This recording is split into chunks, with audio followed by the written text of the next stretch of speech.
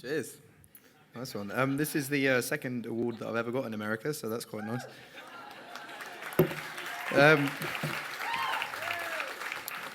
I didn't actually know I was getting an award tonight because I didn't expect one. I was coming here to support the cause. I got an email from Emily about 3 months ago telling me about the thing, and I said, of course I'll turn up.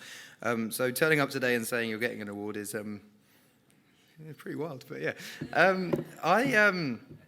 I was a very, very, very weird child.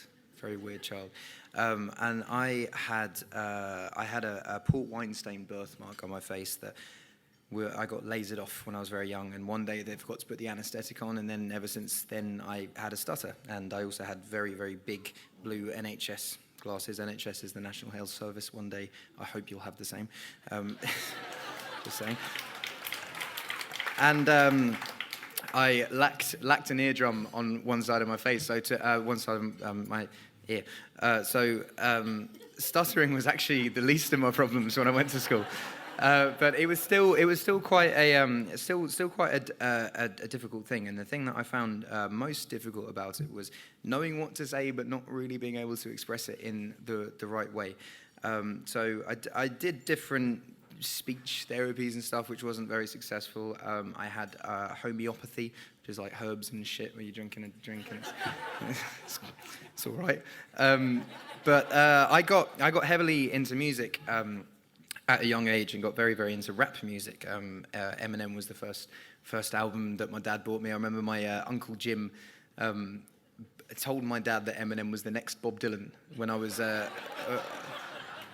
say what you want. It's pretty similar, but it's all storytelling. So my dad bought me the Marshall Mathers LP when I was 9 years old, not knowing what was on it, and let me listen to it. And I learned every word of it back to front by the age I was 10. And he raps very fast and very melodically and very percussively, and it helped me get rid of the stutter. And then from there, I just kind of carried on, did some music, and now I'm here. But it's.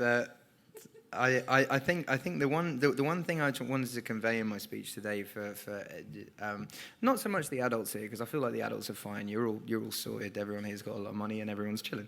But more the kids that I hear that are going through the therapy, and I want to stress the point that it's not stuttering is not a thing you have to be worried about at all. And even if you have quirks and weirdness, you shouldn't be worried about that. I think the people that I went to school with that were the most normal and were the coolest when we grew up. Like I was telling Emily earlier that one of the cool kids from school now does my plumbing. So that's a fact.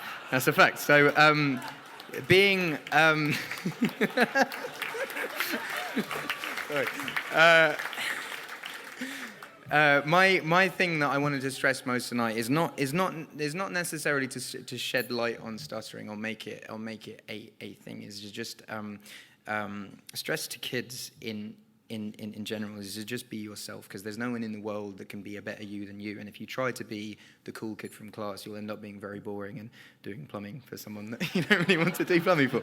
It's just be yourself, embrace your quirks. Being weird is a wonderful thing.